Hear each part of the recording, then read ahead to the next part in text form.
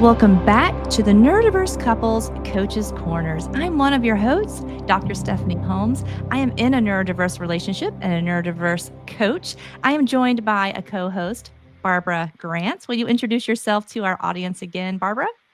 Good morning again, Stephanie. Yes, I am Barbara Grant. I am practicing as a neurodiverse couples coach, and I also coach individuals, either neurotypical or neurodivergent, depending. And sometimes they're adult children from the marriages. And I practice in the United States with an international clientele.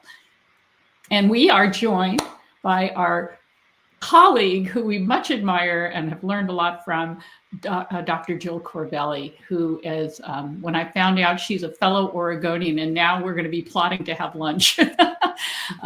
Jill, there's so much about your background, and why don't you fill us in on some of the amazing titles you hold and achievements you've done and who you are? Oh, thank you. First, thank you so much for having me. I'm thrilled to be here today. Well, I work in the Northwestern Counseling Program as a university supervisor and do some lectures and teaching at other area universities. So it's always such a privilege to work at that level, to start instilling an awareness around neurodistinct clients, neurodiverse partnerships. And so it feels really good. I enjoy doing that work. And then I have my own practice. I'm semi-retired, so I see clients on a few days a week. And I'd have to say probably 90% of my clients are neurodiverse partnerships. And then 10% are some individuals or, short-term work, or I also do intensives where people may come before they get married and do some intensive preparation work. And then I do, some speaking engagements and supporting other people who have something going and want to bring in a guest speaker and, just continue to grow and expand perspective and other thoughts that can apply to this community. And, oh yes, I have an LPC license. I'm almost licensed in Florida. I'm licensed in New Jersey, Washington, and Oregon. And I do worldwide coaching. I have a number of clients that are all over the world. Excellent. You're doing so much. And I love that you're doing counseling education and preparing the next generation of some clinicians, counselors, coaches, or whoever doing marriage work on neurodistinct clients and relationships, and how we really need that extra training. Because I know I didn't get it in school and I was in there, and Barbara didn't either. So we need that out there. I heard you speak at the NeuroDiverse Love Conference that Dr. Mona Kay has done, and you were presenting and talking about the ND compass and the stages of relationship progression. And I use different language when I'm talking about it, but the way you presented it and your charts were just so well done, and you articulated it so well. I was like, Barb, what do you think? And she's like, yes, let's talk about this on the Coach's Corner. So I'm actually going to throw it to you first, Barb, to start with some of your questions that you have. And we'll just kind of talk through what we see with our couples and these, the progression, the compass, and we'll just kind of take it from there. Excellent. Well, and first of all, I think we will put in the show notes, right, a link to, is that okay that we would share this compass with people? Yes. Okay. We want to make sure that we're not sharing proprietary information. Right. It is such a great 2-page chart. You have the compass and the dynamics, and the one that is very clear is the stages of relationship progression, where you start. You have 5 stages, and the romance stage comes first. The power struggle that eventually begins, then the couple finding stability, then making commitment to the reality that they're in and to each other, and then moving on to co-creation as a couple in the world. So I just love, and I've got a roadmap for hope and healing myself, but I just love how you frame this up, because this is a description of any real couple, not just neurodivergent at all. What is a healthy evolution in marriage relationship or partnership relationship that starts with romance and ends with this amazing worldview of who we are, who you are, who I am, and who we are in the world. So I want to ask you to start with, when did this dawn on you? Has this been probably modeled in progress? I mean, like, when did you begin to put this together? Because it is something you're known for. And I love that idea of compass, like, oh, we know where we're going here. We have a true north, we have a direction. Yeah, well, thank you for asking that question. It's a big question because this has been an emergent model. It started with me realizing there was no one method that really supported this community. And when we talk about supporting the community, we're talking about supporting the relationship, relationships are already hard. And there are some unexpected differences in these relationships that double and magnify the difficulties at certain stages. And so no one, model was serving the relationship, and no one model was serving the individuals in the relationship. Both individuals in the relationships are almost always participating as in a vulnerable population. And without having the right kind of support or method, it's so easy to harm them. And I'm sure both of you have had the same experience where people come to get support and you're not the first time they've gone. A lot of times my clients are sort of fourth or fifth you're like our last hope. Yeah. And many of them have been harmed along the way by not having the right approach that has a lens that can really truly see what their lived experience is. So it was really clear to me there was nothing that was happening. And so my degree in counseling is an integrative therapist. And so I really nerd out on understanding the mechanisms of change within different theories and how theories either knit together or don't knit together. And I just love knitting, right? I just love doing that when we find theories that fit so well. And so I started doing that here. As I started working with this population, I'm also in a NeuroDiverse partnership. My family is like, everybody's in a different place in the neuro cloud, which is so fun. I love it, the neuro cloud. I love that expression. Yeah. And so I started knitting together things that made sense, both from an evidence, I have my PhD. I'm very much about evidence-based, research-based, ethical application. And so sort of marrying my awareness of that as well as my action research awareness of what I was seeing led me to this model. And it started out with CBT, right, which is very much, especially with this population, about education.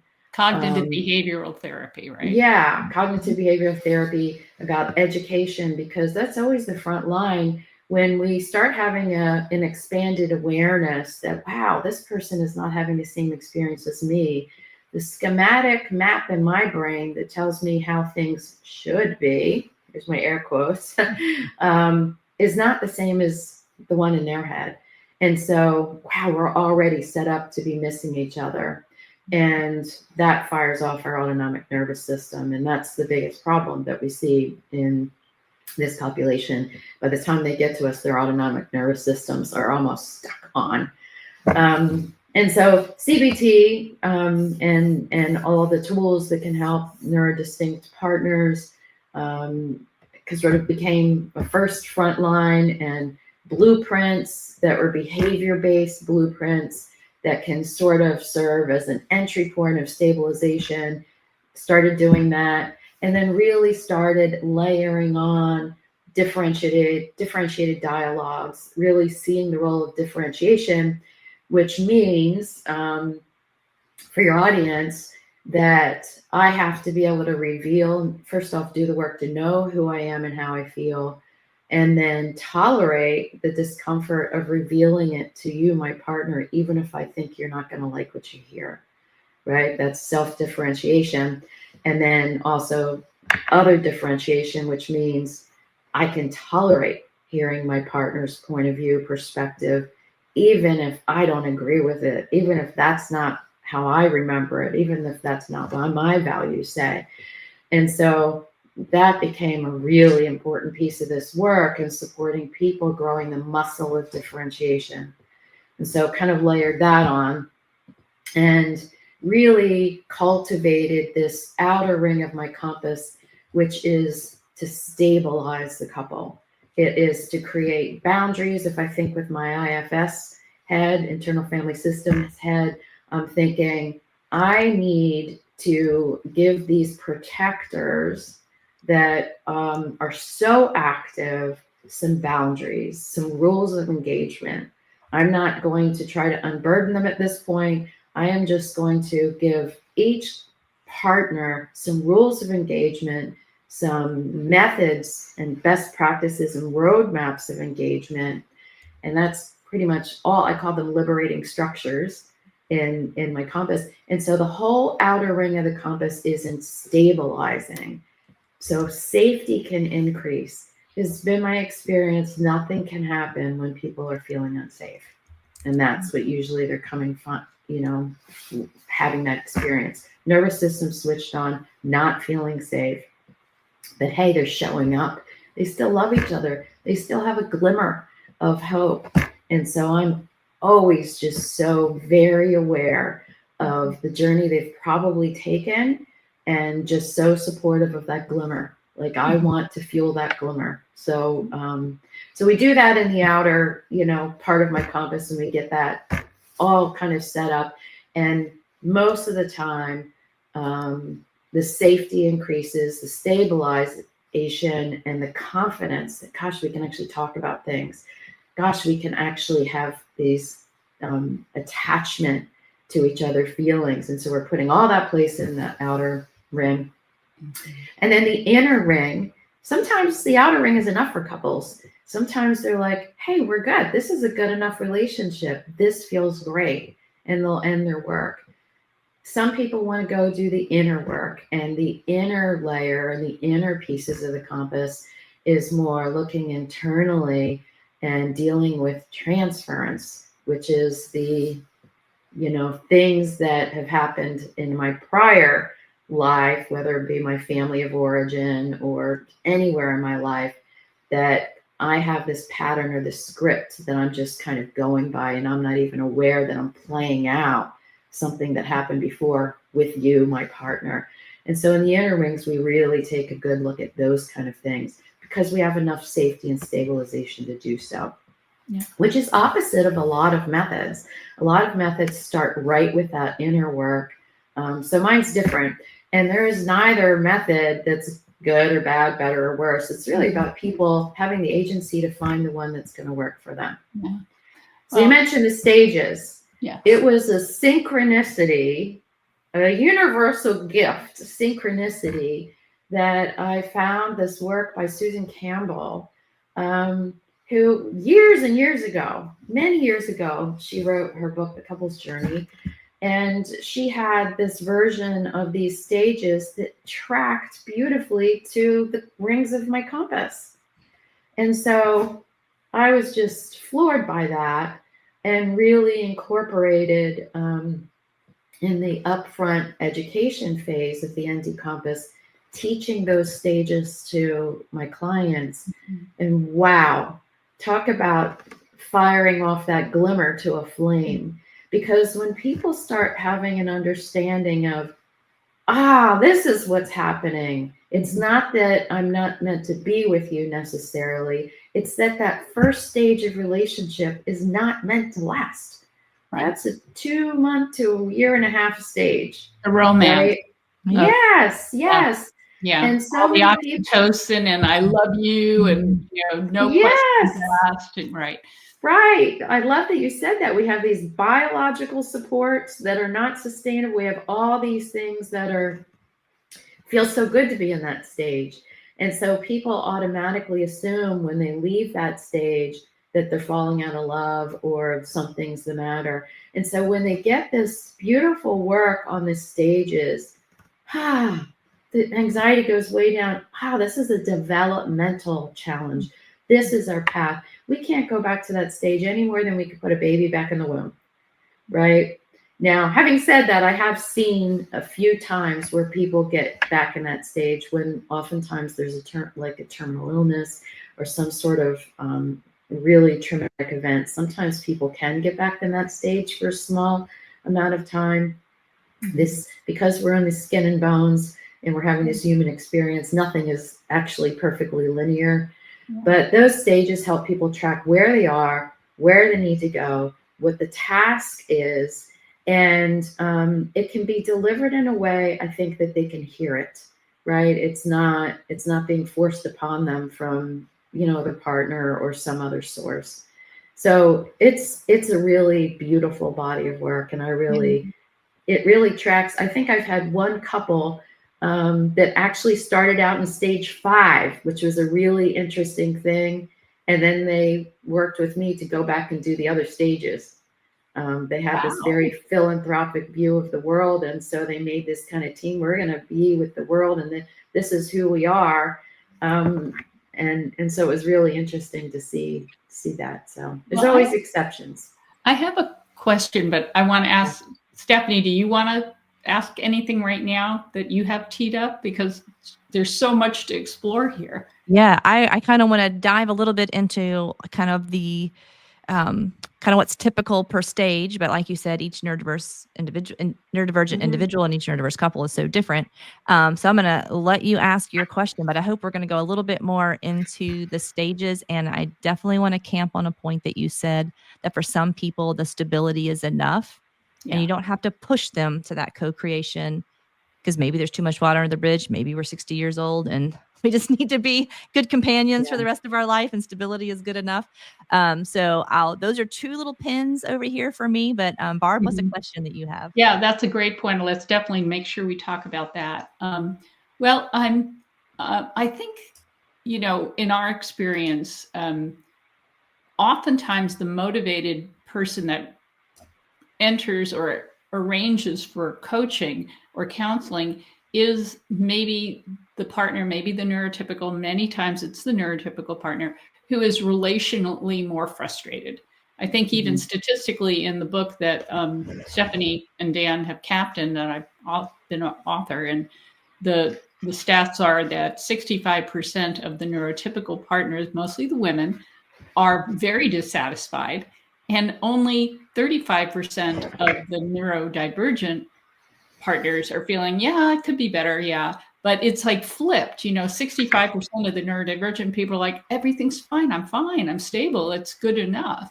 So in, you know, when you have different pain levels or different urgency levels coming in, how does your model and what you're helping them see address or help them get on a similar understanding of, we have opportunity.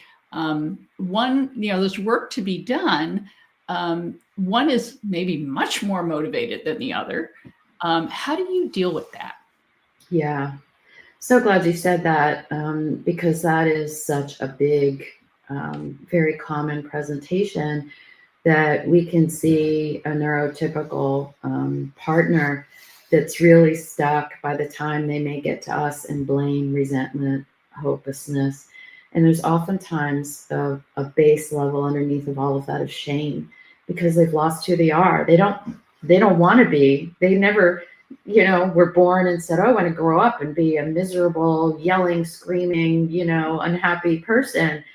And they have an awareness of that's kind of who they've become. If we want to think of it in IFS parts, they've permanently fused with their manager. And they oftentimes even report, I can't even find myself, right? Which is just terrible. I've had, you know, people in that situation say, I'm just enduring the rest of my life. Yeah. That is really hard to hear. And what's also really hard to sit with is all of this is embodied, which means people in this situation are really high risk for central sensitization, which is, you know, the undercursor to autoimmune, fibromyalgia, chronic pain. And so oftentimes when I see neurotypical individuals come in, have now given them essential sensitization measure. I'm starting to track statistics on that. Their life is in danger, and so I take it very, very seriously, and they are a very vulnerable population. And I work with my counseling students on that because, frankly, sometimes they're the ones that are hard to be with as a therapist because they're angry and they're resentful. And so I'm always reminded this is a very vulnerable population as well. They are that way for a reason. And what I find is that the growth curve in this developmental work is not in lockstep. It's not in perfect parallel.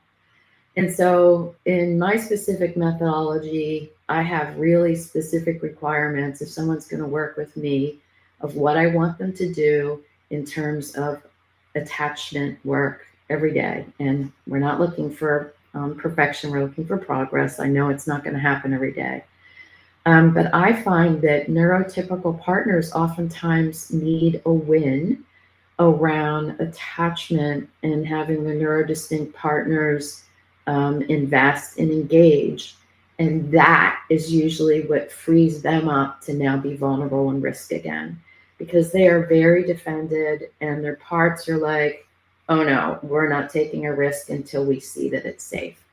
And so I'll actually educate, education is a really big part early days, that this is a really common thing.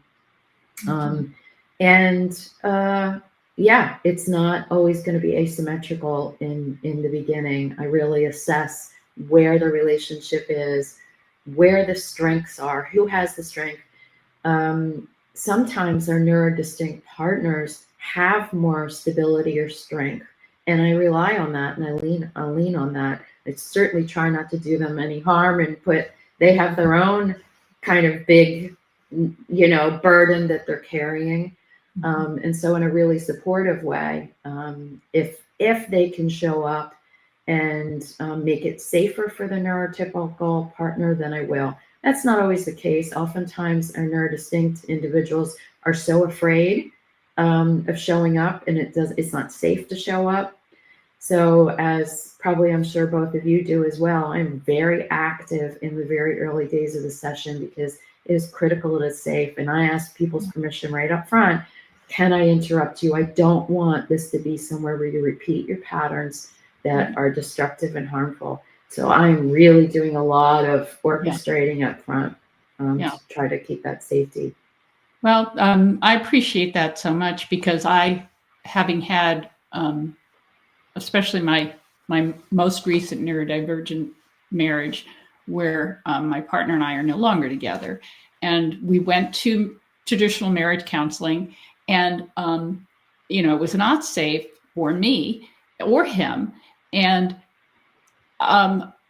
when we actually worked with Stephanie, which is how I got into this whole field, something that she did, that's awesome, which I was actually encouraged by, in the beginning was helpful, is that she didn't meet with us together. She met with us separately. And I'm wondering if that could be a piece of how you approach certain people that are just too combustible to put them together, because there's just no productive discussions going on. What do you think about that? Yes, for sure. Which is also a part of, I'm trained in discernment counseling, but sometimes we're really in a discernment phase up front about seeing whether someone can come up with the energy to invest in trying this for 6 months, taking their trapdoor, their exit strategy off the table, and really giving this a go. And sometimes we need to meet with people individually to help them gather the energy or make a decision. This theme of being stuck, this is probably the most destabilizing thing in your life, right? To consider ending a relationship. And so a lot of times people stay really stuck of, I can't go on, but I can't, and so really helping people work through that stuck place, because it doesn't make any sense to enter into doing this work if someone doesn't have the energy or the vulnerability. And so we do need to meet with them individually to first assess that. And second off, build their resources, build how they're going to take care of each other. You know, somatic flexibility is one of the phases in my outer ring. We need to be able to have a plan that is really doable daily to support our nervous system. And so all of that sometimes is better served individually. And that really is for the life of working together, especially when we get to the inner ring where we're doing deeper work. It can almost mirror the early work in the outer ring where we're doing a lot of individual work. Again, because when we're doing deep inner work, we have that safety thing again, right? Like, is it safe for my partner to really know this deep inner wounds that I have, or will they use it against me, whether it's intentionally or non-intentionally? So yeah, really great point. It really, and it's really strange that I think in old school education and counselor education, that was really frowned on. It's like, oh, the client is the marriage. Yeah. You know, that's the framework for marriage and family therapy. You don't even, you're almost never supposed to see them separately. Yeah, that's strange. I learned. I got a master's not but 5 years ago, and that was what they were teaching in California at an accredited university. That was it. And no mention of neurodiversity as a wrench that gets thrown into the works, like not a word about it. Yeah.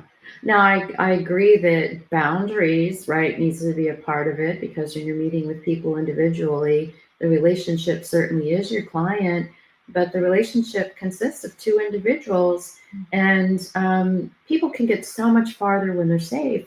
And sometimes being safe means not having their partner in the room until they can tolerate that, or until they can make sense and process or gather the energy. Hey, we're talking about change that requires a really high level of intentionality and consciousness. That takes energy. Yeah. Sometimes people need to gather energy in a safe place so then they can go out and do what they need to do.